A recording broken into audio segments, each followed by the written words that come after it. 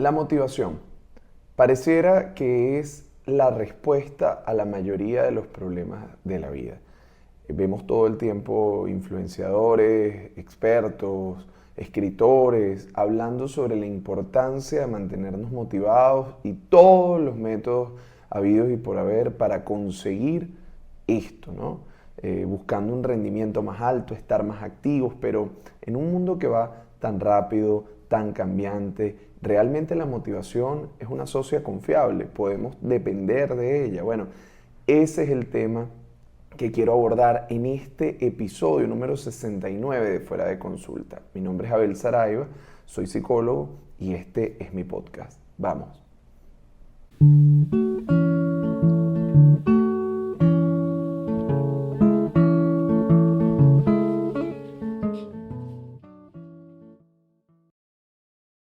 Para comenzar a hablar de este tema, tal como lo anunciaba en la parte anterior, es importante que cuestionemos la idea de la motivación, porque hay ciertos conceptos que, como nos suenan buenos a priori, los tomamos sin evaluar un poco cuáles son sus implicaciones.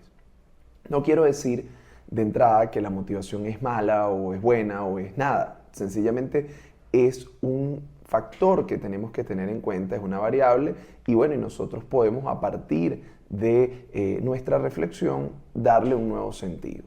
¿Por qué lo digo? Porque la motivación se nos presenta como, bueno, la panacea, ¿no? El problema de nuestra vida es que no estamos suficientemente motivados. ¿Cómo motivarnos? ¿Cómo mantener, sobre todo, por ejemplo, en equipos de trabajo, cómo mantener la motivación alta? ¿Cómo la gente mantenerla activa? Porque el centro de la vida pareciera ser la productividad. Pero yo allí, bueno, pues tengo mis diferencias porque a veces entendemos la productividad como un asunto de volumen y no asuntos de calidad. En cualquier caso, para que comencemos este ejercicio de reflexión, yo quiero plantearles un ejemplo. Imagínate que vas a hacer una empresa, vas a hacer un negocio o vas a emprender un proyecto y necesitas escoger un socio. Ese socio, o para escoger ese socio, mejor dicho, tienes dos alternativas. La primera es alguien que, bueno, es muy talentoso, tiene muchas habilidades y cuando está de buenas, pues las cosas salen maravillosas. Pero el problema con este socio es que cambia todo el tiempo de estado de ánimo. Hay veces donde quiere, hay veces donde no quiere. Y la diferencia entre su versión motivada, por decirlo de alguna manera, su versión conectada, es muy contrastante con cuando pues, se desencaja, ¿no? Es un socio muy vulnerable a los cambios del entorno, muy vulnerable a problemas que pueden pasar en el día a día. Esa es la opción 1. La opción 2 es un socio que quizá tiene menos picos de talento en términos de que quizá no deslumbra tanto en la primera de cambio, se toma un poco más de tiempo en entrar en acción. Sin embargo, cuando vienen dificultades, cuando vienen problemas del día a día, cuando hay cambios en el entorno, pues no se raja, permanece contigo, te apoya y te busca, o busca contigo, mejor dicho, elementos para salir adelante. Bien, cuando yo he puesto este ejemplo con grupos de personas, equipos de trabajo, la mayoría de la gente escoge al socio número 2. Ahora, habría que reflexionar por qué pasa esto. Cuando yo hago esta pregunta, muchas personas dicen, bueno, porque el socio 2 es un socio confiable. O sea, yo sé que puedo contar con que esa persona va a estar allí y sobre todo porque tengo la experiencia de que en la vida aparecen las dificultades. Es decir, yo no me puedo confiar de que todo va a salir bien, no van a haber problemas, por lo tanto, yo necesito estar preparado para los momentos difíciles. Suena lógico, ¿verdad? Ahora, ¿qué pasa? Vamos a utilizar este ejemplo de estos dos socios para diferenciar dos conceptos que acá nos van a resultar muy importantes. Uno es el de la motivación y otro es el del propósito. El socio número 1 es un socio que está centrado en la motivación. Sí. ¿Por qué? Porque, bueno, cuando siente ganas, cuando está conectado, despliega el máximo de sus talentos. Es un socio que ciertamente puede llegar a hacer cosas maravillosas, pero es inestable. ¿Por qué decimos que del lado de la motivación es inestable? Bueno, porque la motivación tiene que ver con ese empuje hacia el comportamiento, ese empuje a hacer ciertas cosas que sucede en momentos donde creemos o nos sentimos conectados con la idea de encontrar placer o gratificación. Vamos a ir más adelante para eso. Es mucho más fácil, por ejemplo, y aquí lo vamos a ver claramente, motivarse a ir a comer algo rico que a hacer ejercicio. ¿Por qué? Porque bueno, en la primera de cambio la comida produce una satisfacción con un costo menor que la del ejercicio.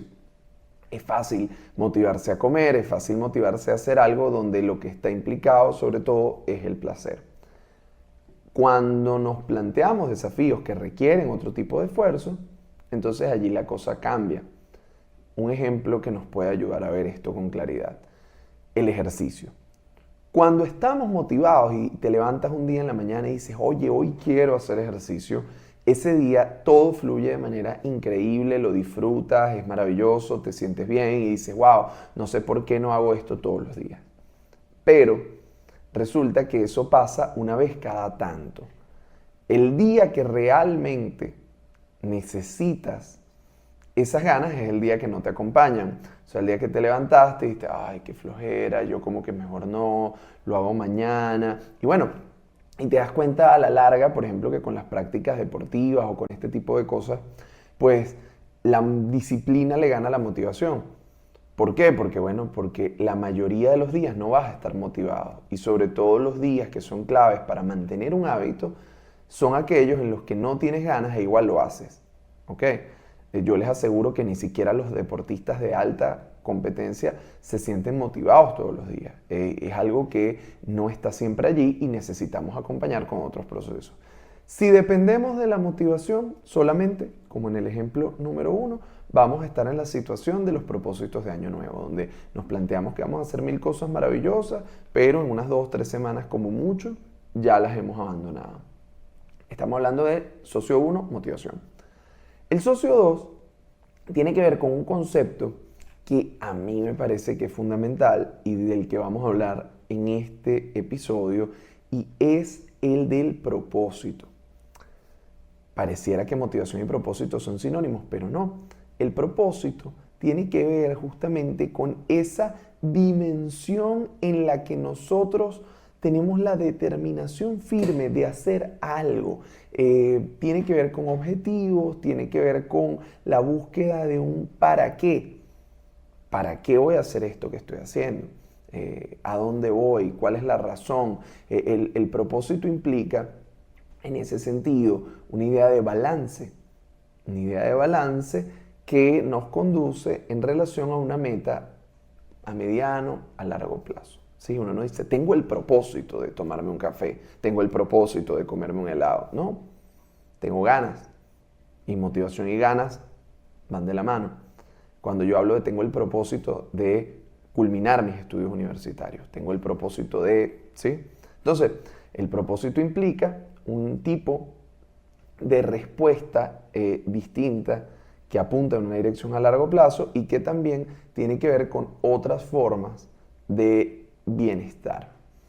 Ya vamos a ir más adelante, pero veamos que la idea de motivación vamos a asociarla rápidamente con la idea de placer, placer inmediato, mientras que la idea de propósito la vamos a relacionar con una gratificación más dilatada, la vamos a relacionar con logros a largo plazo y sobre todo una palabra que a mí me parece clave y es balance. ¿Ok? Mientras motivación va en la búsqueda del placer, el propósito tiene que ver con un balance. ¿Por qué digo un balance? Porque cuando queremos alcanzar una meta a mediano o largo plazo, es evidente que no todos los momentos van a ser gratos, sencillos, placenteros. Habrá momentos difíciles, de tensión, de dificultades, incluso de displacer. Y no obstante, no abandonamos la meta si queremos llegar a ella.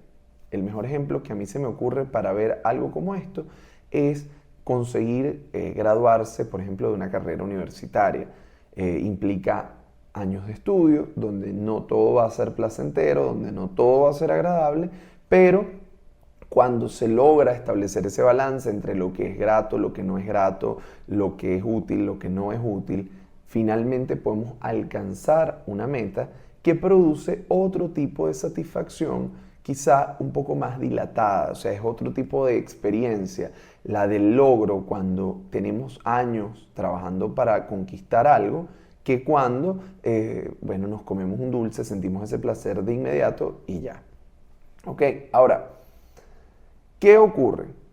No quiero decir con esto que es que la motivación sea algo que haya que combatir. Por el contrario, la motivación es útil, la motivación es algo que cuando aparece hay que aprovecharla. O sea, si un día estoy motivado y estoy inspirado para hacer algo, bueno, aprovecho y hago lo máximo que pueda con ese recurso que tengo. Mi cuestionamiento va de la idea de que cuando apostamos en la búsqueda de la motivación como la respuesta para nuestra productividad, para la vida, estamos apuntando en un espejismo. Estamos apuntándole a algo de lo que no podemos depender. En cambio, cuando construimos una búsqueda de propósito, cuando encontramos el para qué, entonces nosotros somos capaces de tener un aliado mucho más fuerte, de tener una herramienta, de tener un punto de orientación más sólido. ¿Ok? Ya vamos a ir para allá.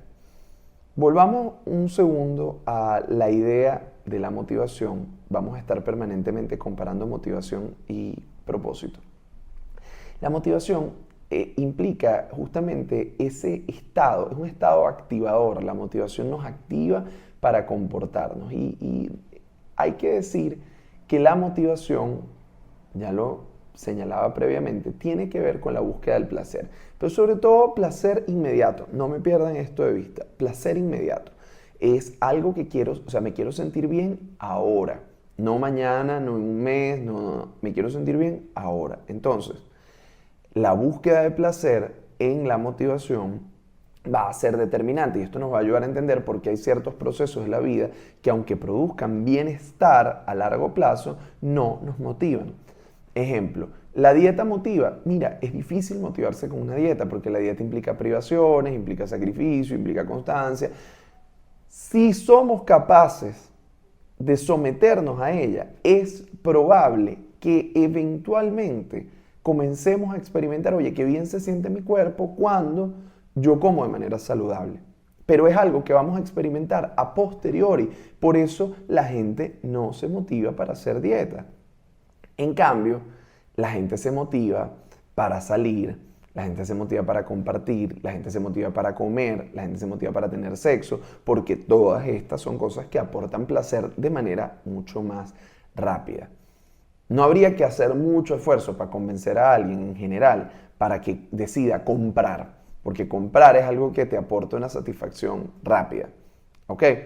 Ahora, mucho cuidado, porque si bien todos hemos aprovechado la motivación o todos hemos vivido estas experiencias de placer instantáneo, hay que tener cuidado porque si solo nos dedicamos a buscar motivación, podemos terminar actuando como el que busca una droga, ¿sí? El que busca esa efervescencia, el que busca ese momento, pero la vida pues nos plantea allí un gran desafío. ¿Por qué? Porque cuando estás en el pico de la motivación, se siente increíble. Pero cuando no la tienes, nos venimos abajo. Terminas por caer en un foso. Porque además, si además tienes la pésima coincidencia de meterte en redes sociales y ver que todo el mundo parece estar motivado, que todo el mundo parece tenerla resuelta, pues te vas a sentir peor porque pareciera que tú deberías estar teniendo un montón de cosas claras y teniendo, pues por supuesto, todo resuelto y además tener muchas ganas y no las tienes, entonces te culpabilizas y bueno, eso termina siendo como un foso infinito de culpa. Esto pasa también cuando las personas consumen algún tipo de sustancia. En el momento que estás en el high, en el momento que estás en el efecto de la sustancia, pues te sientes bien. El problema viene cuando pasa el efecto de la sustancia y bueno, y empieza esa resaca. ¿Ok? tengamos esto en cuenta porque la idea de este episodio también es decir, bueno, ¿cómo vencemos esa resaca emocional que nos queda a partir de no encontrar la motivación? Ahora, si volvemos entonces ahora a lo que yo planteo como alternativa, no tiene que ser la única, ojo, esto es un punto de vista, el propósito nos remite en otro campo, ¿no? Tiene que ver con una determinación firme de hacer algo, o sea, determinación, no es tengo ganas, es estoy resuelto a, ¿ok? Esto implica objetivos, implica saber qué quiero y sobre todo nos lleva, como lo decía, en la dirección del sentido de la vida. Podemos hablar del sinsentido, hay muchas cosas que no tienen sentido, incluso hay cosas que no podemos resumir ni siquiera con el lenguaje, no pueden ser puestas en palabras. Esto vendría a dar cuenta un poco de ese concepto de lo real lacaniano, pero no quiero entrar en ese camino. Quiero plantear la idea del propósito que en el día a día nos puede ayudar a tomar decisiones. Por ejemplo, si yo estoy haciendo cosas solo buscando sensaciones, puedo terminar viviendo una vida en la que no sé a dónde fui. En cambio, la idea del propósito nos conecta con pensar para qué. Incluso si ese para qué significa encontrar experiencias de bienestar, perfecto. Pero yo tengo que saber para qué quiero hacer esto. O sea, a qué responde, qué es lo que yo estoy buscando, a dónde quiero ir. Este es parte del asunto. O sea, si ustedes escuchan esto, van a decir, bueno, ya va. Pero entonces esto pareciera que te conecta con el sentido de la vida, el propósito. Y cómo es que yo no sé cuál es mi propósito, como yo no sé cuál es el sentido de mi vida. Y la clave está justamente en ese gran artículo que además está como siempre puesto en mayúscula, el propósito, el sentido de la vida. Y aquí es donde yo creo que eso no es necesariamente así. ¿Por qué?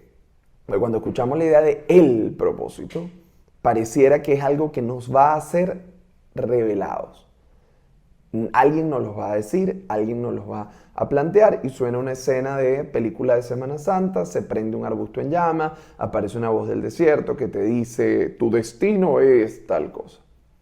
Cuidado, porque a lo mejor alguien ha tenido esa experiencia, pero para el 99.9999% de los mortales que no las tenemos, nos toca encontrar algún tipo de guía, algún tipo de orientación. Y esa guía, esa orientación, más que en clave de el propósito, nos habla de un propósito, nos habla de una experiencia que es para mí, que es individual, que es personal, que además puede ser una guía a lo largo de la vida o en un momento. ¿Por qué digo esto? Y me detengo a explicarlo. Porque a lo mejor lo que hoy anima mi vida, lo que para mí tiene sentido, lo que me conecta con el deseo de lo que quiero hacer, puede cambiar mañana, o puede cambiar en un mes, o puede cambiar en un año, o dependiendo de las circunstancias. Pero, a pesar de que ese propósito se puede transformar, no es igual estar en el día a día sin saber a qué responde, o para qué, o por qué hago lo que hago, a tener clara esta respuesta. Yo siempre cuento que en las mañanas a mí me cuesta un montón iniciar el día, o mejor dicho, más que un montón, porque no es como que no se logra, no, yo arranco mi día bien, pero me toma un tiempo porque siempre que me levanto me pregunto sobre las cosas que voy a hacer, ¿para qué? ¿Qué pasaría si yo no voy? ¿Qué sentido tiene la actividad que vamos a hacer? ¿Esto ayuda a alguien? ¿Esto tiene algún sentido? En la medida en que voy respondiendo, me voy encontrando que sí, que tiene sentido, que mi presencia en ese proceso es importante, que esto va a servir para... Entonces yo tomo conscientemente la decisión de activarme. De manera que siempre que llego a un lugar, llego a ese lugar consciente. Llego a ese lugar claro de a lo que voy. No llego al lugar con arrepentimiento, ni con culpa, ni con malestar. Llego porque creo que debo hacerlo. Incluso si ante esa situación yo voy a asumir un sacrificio porque la experiencia no es grata de entrada, bueno, yo asumo el precio de manera consciente, o sea, no voy engañado a los lugares, en la mayoría de los casos. Entonces, tener claro el para qué te orienta, porque persiguiendo la productividad, persiguiendo la motivación, puedes terminar haciendo un montón de cosas y llega un momento de tu vida y dices, ¿qué sentido tenía hacer todo esto? Encontrar ese sentido singular, ese sentido que es para mí, es sumamente importante. A ver, cuidado porque no confundamos la experiencia, el camino, con los objetos. Porque a veces sabemos qué queremos tener, cómo queremos vivir, pero esto no es el propósito. A ver, lo que debería suceder es que nosotros invirtiéramos tiempo pensando en el propósito y luego los objetivos de la vida, pues, las formas en que vamos a vivir, los objetos que son necesarios para eso se van a ir revelando. Me explico. Si mi objetivo, yo digo, para el propósito de mi vida, el para qué, no puede ser el qué quiero tener. ¿Lo ven? Y lo pongo como un ejemplo. Si yo me concentro en pensar, bueno, yo quiero tener una casa grande, quiero tener un carro, quiero tener el último teléfono, quiero tener... Bla, bla, bla, bla. Chévere, son todas aspiraciones legítimas, pero pudieras tenerlas y cuando las tienes, dices, ay, ahora sigues sintiéndote infeliz, insatisfecho, miserable, porque la respuesta no estaba ahí, aunque tú le atribuyeras la respuesta a eso. Lo que yo planteo es, si tú piensas a qué quieres dedicar tu vida, para qué lo quieres hacer, empiezas a hacerte estas preguntas, ¿qué quiero hacer? Bueno, mire, yo quiero ayudar a otras personas. ¿Para qué? Para obtener reconocimiento, para que le den me gusta a mi foto, para ser famoso. No, yo quiero ayudar a otras personas para poder generar un cambio, porque creo que es posible generar un cambio, porque creo en el encuentro del otro. Bueno, entonces si yo voy en esa dirección, entonces yo voy como mucho más orientado y me vuelvo menos frágil frente a las consecuencias. Pongo un ejemplo justo desde ese lugar de la ayuda. He conocido personas que dicen que el propósito de su vida es ayudar a otros. Pero ¿qué pasa? Que cuando ayudan a otros y los otros no le gratifican, no le regresan la satisfacción de sentirte el que ayuda, el que salva, estas personas experimentan malestar. Y ahí hay que tener mucho cuidado porque probablemente el para qué no está haciendo es generar cambio. El para qué está haciendo para obtener gratificación. Y entonces, cuando no obtienes la gratificación, terminas por desistir. En cambio, cuando tú tienes claro que el para qué es generar un cambio, que el para qué tiene que ver con transformación, entonces no estás amarrado a los resultados inmediatos. A pesar de que sí, se siente bien que te quieran, se siente bien que te reconozcan, se siente bien que te agradezcan, pero tú estás fuera de esa secuencia. Es como el proceso de la crianza. O sea, si el para qué de tener un hijo es que tu hijo es tener a alguien que te obedezca y que te gratifique, probablemente vas a encontrar una experiencia de enorme frustración.